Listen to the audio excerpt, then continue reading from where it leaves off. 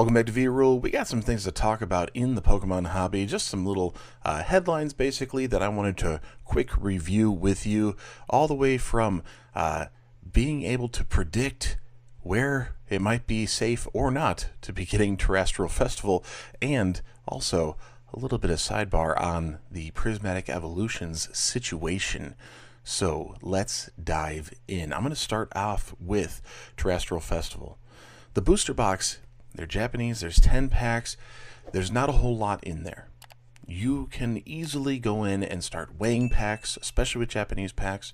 You could easily go in and start finding the good hits and using the leftovers to sell off, because there are certain guarantees or better odds when it comes to Japanese booster boxes in most cases. And there's no exception with Terastal Festival. In fact, it's gone so far with all the openings you see streaming on TikTok and on X, all over YouTube and everywhere. I mean, it's just going crazy right now. You are finding that it appears that this set has been mapped, or it is mappable. What that means is, after a certain number of packs are opened, you can predict the remainder of the packs within the box. That prediction would be wonderful if you used it in an honest way. If you went, these are the dud packs. If you want some Japanese, you get yourself an EX card, great.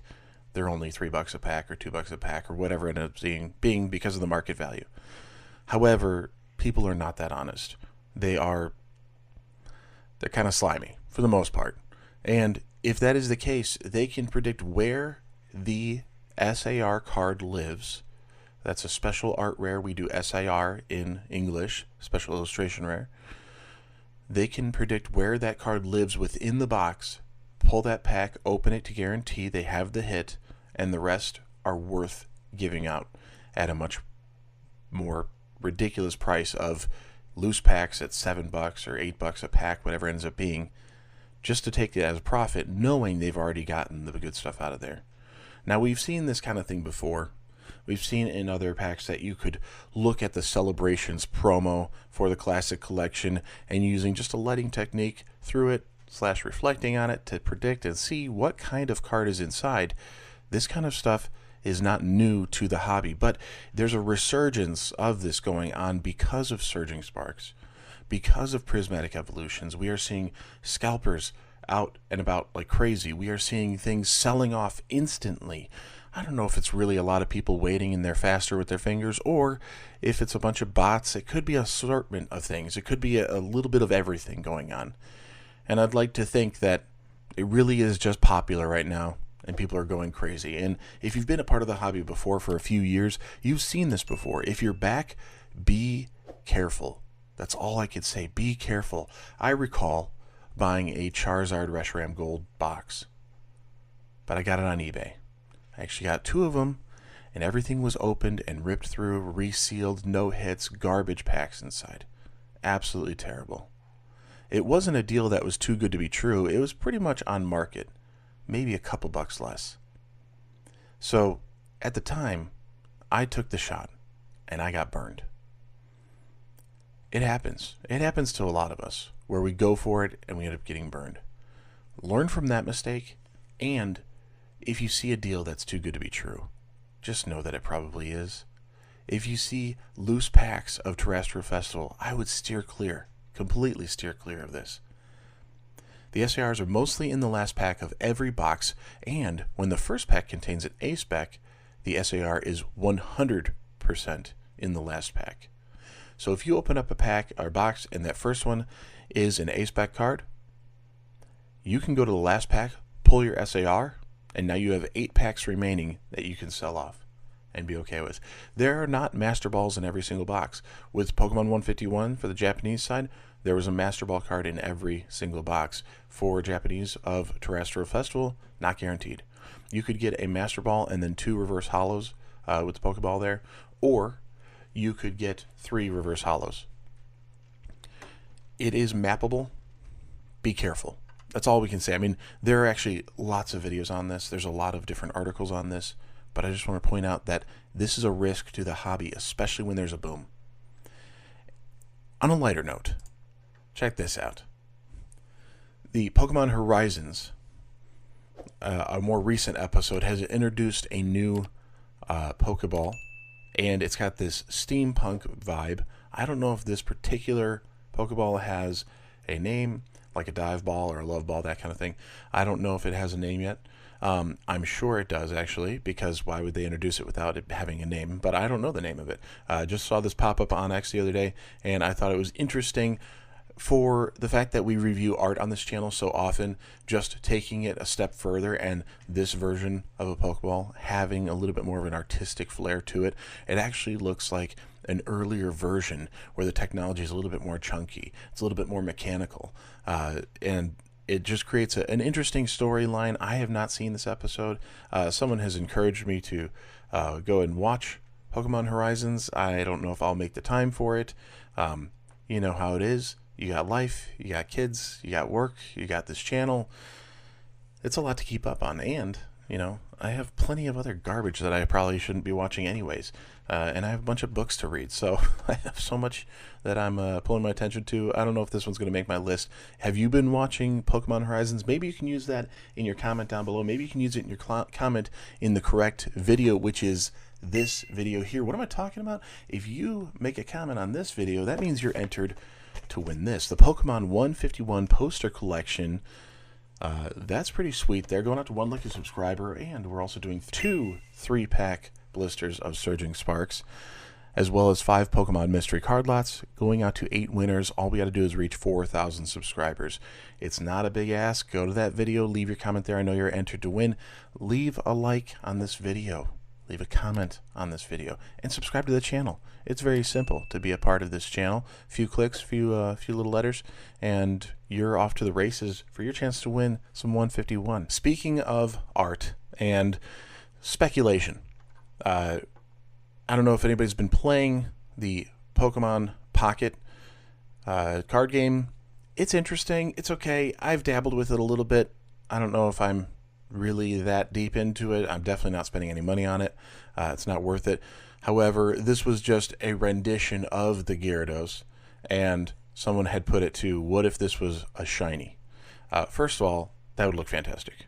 Really well done. Good capture here. And I like the accent of the red border. That's fantastic. Now, that's something I would love to see in the actual TCG, complementing the shinies with that border. Now, that would be really annoyingly difficult for them to put into the production of printing, but it would make shinies that much more interesting. It would probably make them that much more rare.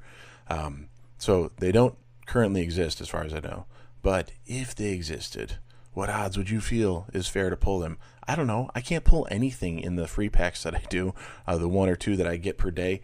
I don't seem to get much of anything, so I don't know if, in my opinion, because I'm not really interested in going crazy with it, I don't know if they put enough into it to get you on the hook, because I kind of go, well, I didn't get it. Okay, move on. Try again tomorrow. I didn't get anything good. Try again tomorrow. I didn't get anything good.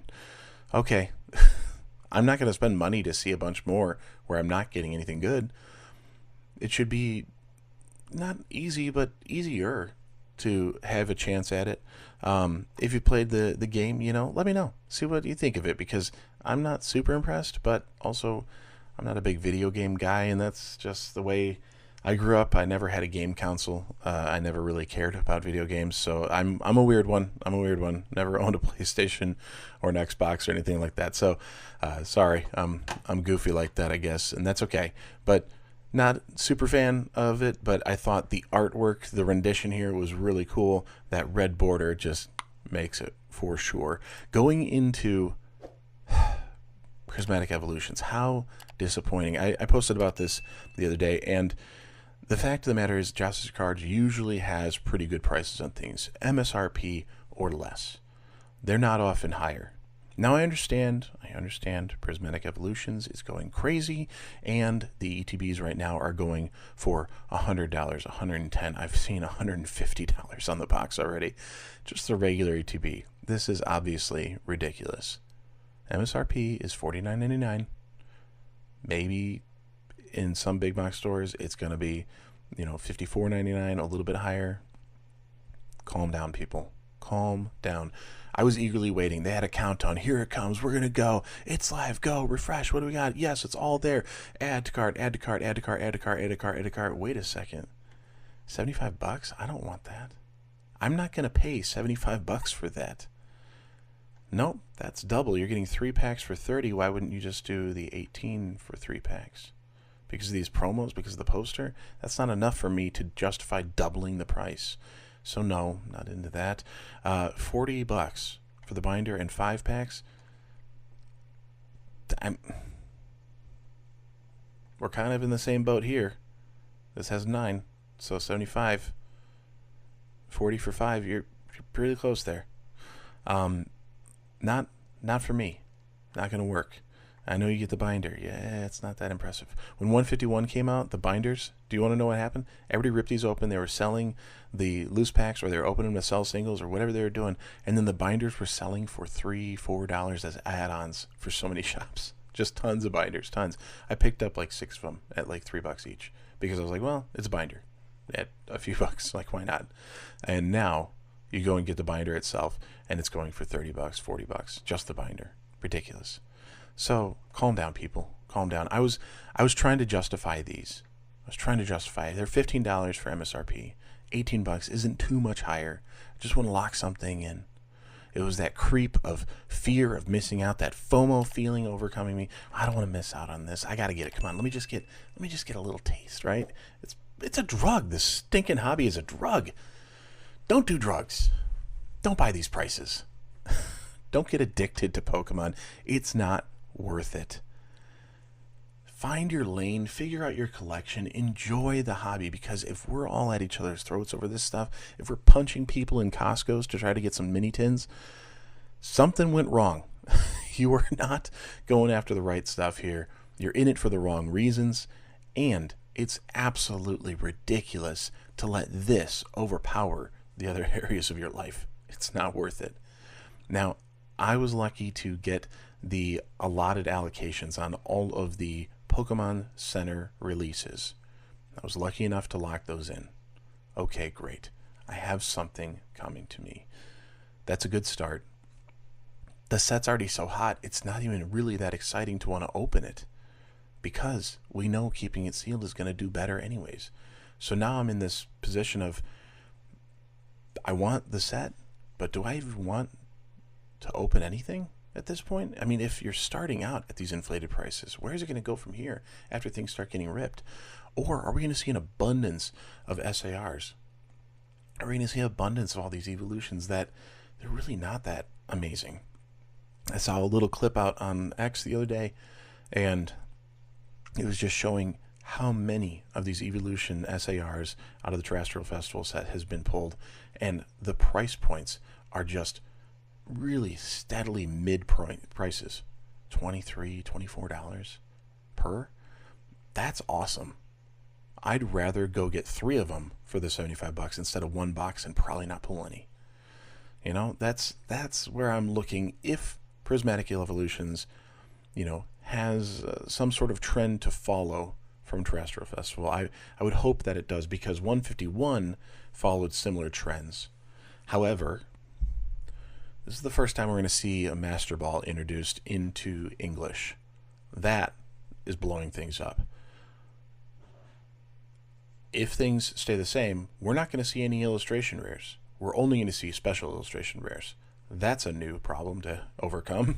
That's a new piece to a set we haven't encountered.